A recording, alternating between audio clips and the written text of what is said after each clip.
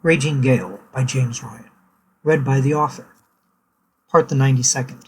The song before the hatch blows open. Hope looked around the chaos on the crew deck in near panic. There was more light to see by now, thanks to the two holes the size of one of her outstretched hands placed in the side of the hull.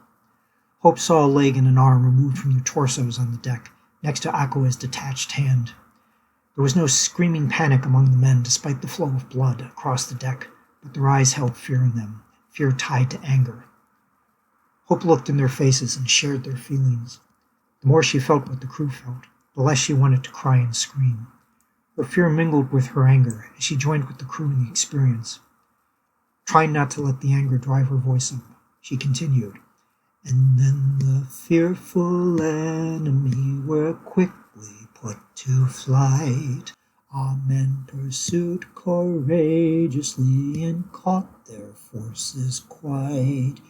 But at the last they gave a shout which echoed through the sky. God and St. George for England, the conquerors did." The explosion rattled the crew deck. Hope felt her feet leave the planking, rising a few inches before she came down. She looked around, desperate to see what else had been blown out from under them. "That be us returning fire," said Osai. He showed no fear whatsoever, only anger. With the Gale firing her guns, his anger was joined by glee, a dangerous glee in the way he gripped the pommel of his cutlass. Hope continued to serenade the crew.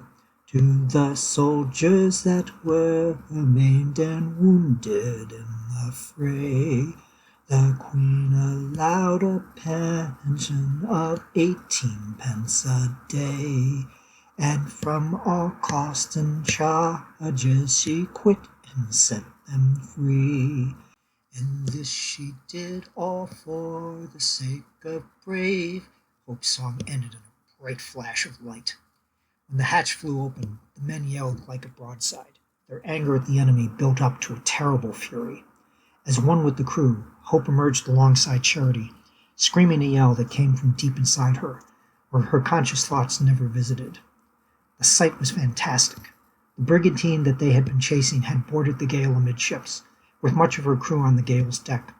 Hope came atop deck just as the faces of the boarding crew were turning from desperate confidence to burning fear. Facing suddenly longer odds, and on unfamiliar decks, the brigantine's fighters swung their blades and axes desperately to keep the Gale's crew from hacking them to bits. Hope came face to face with the crew of the other ship, their fear making their eyes and swings grow wider, both becoming larger circles. The men before Hope were preparing to die, with the objective of taking as many of their killers with them as they could before their demise. Only at that moment did Hope realize that she herself had no weapon in hand. Thank you for taking this moment with me. If you want to keep up with new chapters as they get posted, please subscribe to the channel and click the bell icon for notifications for when pieces go up.